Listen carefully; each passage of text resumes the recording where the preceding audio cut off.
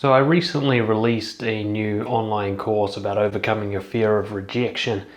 And one of the things that's come up with people doing that course and with my clients in the past is kind of a subcategory to that, which is dealing with criticism, a kind of specific form of what feels like rejection. So today we're going to talk about how to handle criticism in a healthy, productive way.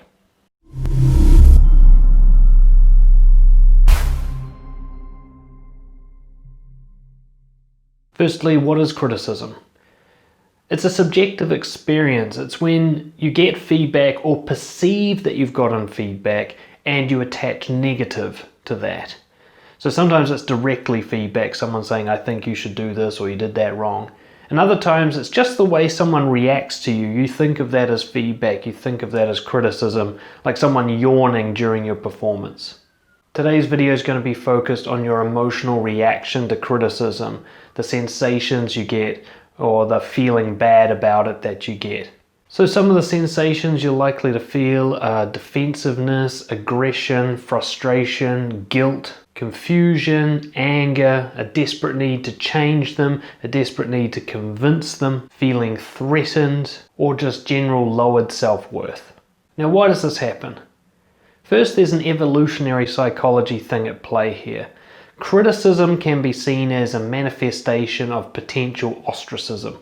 When somebody says, you're not good at this, or I think you did that wrong, there's a risk of being rejected from the tribe here. So we've got a kind of biological drive to prevent this from taking place. So we get a threatened response to criticism even when on paper there doesn't seem to be any immediate danger. No one's actually trying to kill you, no one's even trying to hurt you physically, and yet you respond physiologically as if you're in danger. In a more modern sense, it's just the threat of loss of reputation, loss of love, loss of approval, loss of a relationship, loss of a job. We attach criticism to this threat of loss, like we're going to lose something that's really important to us. And our emotional reaction is that of one where something's being taken away from you, something important. It can also be triggered in a traumatic sense. Maybe you had bullying when you were younger, maybe you had abusive or discouraging or strict parents, or something else where criticism when you were younger did come with pain. It came with loneliness, it came with violence perhaps, it came with loss of love or love being taken away. And so when somebody criticizes you as an adult, you're taken back to that childhood moment and you have the reaction as if you're still a child. And the biggest problem really with people's reactions to criticism is that it's a knee-jerk response. We react rapidly, quickly. We often start reacting before the person's even finished talking or delivering their feedback. And this means we don't stop to consider things rationally. We don't cool down, we don't look at the facts of the situation and assess what's really going on. We just explode or implode. We have a big emotional response, we get swept away and carried away by that response before we get a chance to even digest what's really happening. And that's the biggest problem I think that people have with criticism, is that their initial response floods the system and they don't take the time to get to a secondary response, a more rational, considered, logical one. The problem is that this initial response usually just makes things worse. If you get really defensive and start justifying yourself, or you get outraged and frustrated, or you get guilty and withdrawn, all you're going to do is provoke an even worse reaction from the other person, so that their criticism often escalates into potentially a bad relationship or abusive behavior or bullying or just dominance or mockery, because they're now reacting not only to the first thing but to your reaction. They're responding to your reaction, adding that to the whole dynamic of the conversation. So what starts as possibly a neutral piece of criticism or even a deliberate piece of manipulation escalates into a conflict as you react off each other. Deep at the heart of all of it, the underlying cause of your bad reaction to criticism is your measurement system. You measure your self-worth based on other people. And that's why you take criticism so seriously. That's why you take it so personally. It's part of your serious measurement system. So I want to plant a seed in your mind straight away. If you measured yourself from a different position, if your measurement system was not dependent on the thoughts, opinions, and feedback of others, you wouldn't take criticism so personally. You wouldn't have such a big emotional reaction to it. When it comes to building confidence, while I don't believe in the fake it till you make it mentality, which is just being inauthentic in an attempt to become authentic, it doesn't even make sense, I do like the concept of act as if, which is if you can imagine and visualize what you would be as a confident person, you can act as if you're already there, and that actually makes it come true. So you're not really faking anything, you're actually creating a truth. And when it comes to dealing with criticism, I think this is really apt. To act as if you're someone who's confident receiving criticism, and it will make it come true. So from here on out, I'm going to break down how to react to criticism in a confident way so that you actually become a person who's confident in reaction to criticism. First and foremost, as soon as you notice yourself having an emotional reaction, that urge to speed up your response, you have to cancel that out and slow down. And I don't mean suppress the emotions, but resist the need to respond quickly and urgently. Slow everything down to absolute slow motion.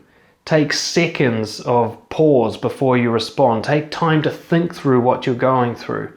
Even if they're kind of urging you or pushing for a response, or other people are watching and you feel that pressure to quickly defend yourself, don't. Take as long as you need. You might even need to take a few days before you respond. That's fine. But do not respond in the heat of your traumatic emotion, because nothing good's going to come out of that. The next part of the preparation is you need to stop and notice that you're not actually in danger. It's very rare that somebody's criticism is actually a threat of any physiological kind. Most of the time when you're being criticized, nothing bad's actually going to happen to you. You're not going to get punched in the face. You're not going to lose your job. Your reputation isn't going to be tarnished all over town. You're not going to lose money or resources. You're just being criticized. It's just words coming out of someone's mouth or being written down on an email. There's no immediate threat. Even if this might eventually escalate into something serious, it's not happening yet. So you need to acknowledge that before you respond. This is not a physical threat that needs to be urgently fixed. It's just words. And the final part of the prep is to understand you never actually have to respond. Your response is a choice. So if you're going to reply, do it because you want to and because it's the right thing for you to do, not because you think that you have to, not being forced by the critique itself to respond. You don't have to. You can take as long as you want. You can never do it at all if you want. And once you realize that, you give yourself the freedom to respond as and when you wish, rather than having to respond, which puts you under pressure and stress and makes your response ever more unhelpful. Step 1 of your response. Double check. Is this actually criticism? It's really easy to misunderstand or misinterpret people's words or body language as criticism when maybe they're just speaking their mind. They might even be giving you a compliment, but you just took it wrong. So before you move forward on the assumption that you're being criticized, are you? Is somebody actually giving you negative feedback in the attempt to critique you? Or have you just read something from your insecure childlike self as criticism when it really isn't? If it is, continue. If not, this is all about you on your own. This has nothing to do with criticism. Second step, before you even address the criticism, you need to address the motive. Why are they criticizing you? If you haven't asked for feedback, then this is almost certainly not being done for your benefit.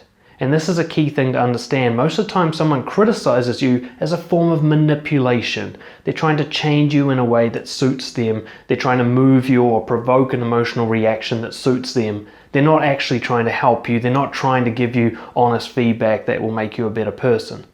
When the criticism is unsolicited, it means they were triggered and urged to give you some sort of negative feedback. They weren't asked. They're not trying to help you.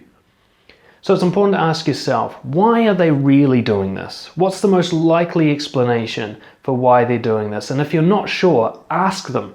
Before you respond to the criticism, say, why did you give me criticism when I didn't even ask for feedback? Third, again, before you even touch the criticism content itself, is it helpful? And this is where you've got to put your ego aside. This criticism I've received, no matter what reason they did it, even if they did it for unhealthy reasons, is it actually helpful criticism? If I was to use this criticism in some way to change who I am, would I become a better person for myself? If the answer to that is no, then you stop here. We don't respond to unhelpful criticism. There's no point. It's just a waste of your energy and time. You could be going out and seeking feedback from a helpful person rather than responding to someone who's not even trying to help you and doesn't help you. Fourth, again, before you even touch the criticism itself, do I need to respond? Is this something where if I don't respond, there will be an escalation of damage to my life? My quality of life will be hurt if I don't respond to this. If you can go without responding to this and carry on living your life just fine, then you need to consider whether or not you should even respond to it at all. You can still do it for your own interests, your own amusement. Maybe there's potential good feedback in there that you want to develop. But if no response is required, it's important to not acknowledge that before you go any further. Number 5, acknowledge. So you've decided you're now going to interact with this criticism. The first thing is you've got to let the person have their criticism for free. And what I mean by that is you don't challenge it, you just acknowledge that it happened. Yeah, I can see that you feel that way, or I understand your point of view, or so you think this. And you just reflect it back to them and let them know that you've received it, you've heard it. You're not condoning it or disagreeing with it. You're not fighting against it or saying that it's a good idea. You're just acknowledging that it took place. I heard you, you say, before you move on. Last step, very, very optional step, interact with the person giving you criticism. Now, if you think the criticism is helpful and accurate, ask for more detail. What do you think I should be doing differently? What would you do in this situation? Help me out here. I like what you're saying. I want to work on it further. Right? It's actually very rare. Most of the time the criticism's unsolicited bullshit, someone trying to manipulate you, and you wouldn't get this far with it. But if you do, occasionally criticism, you took it personally, but actually it was someone trying to help, it was helpful information, you should be listening to it, it's best for you in the long run. So you finally put your ego and your armor down, you go, please help me. On the other hand, if it is criticism you want to respond to, but you don't want to change who you are, you don't want to take the criticism on board, maybe you just want to set a boundary with the person who did it, or you want to engage them out of respect, but you don't want to actually be changed by them. Maybe it's unhelpful motives that you don't trust, or maybe the feedback itself doesn't really do anything for you. What you can say is basically acknowledge a different perspective. Don't try to justify what you did, don't try to defend yourself. Just point out that you disagree. So you've already acknowledged, you say, yeah, I can see that you see it this way. You say, and I see it another way, and we're going to have to disagree on this one. This way you put the criticism to a conclusion. It's either something you move forward with to change your behavior, or it's something you stop in its tracks and you say, that's enough. You might even give them feedback on how to give you feedback. You might say, look, next time you want to give me criticism, ask permission first, because otherwise I won't listen to it.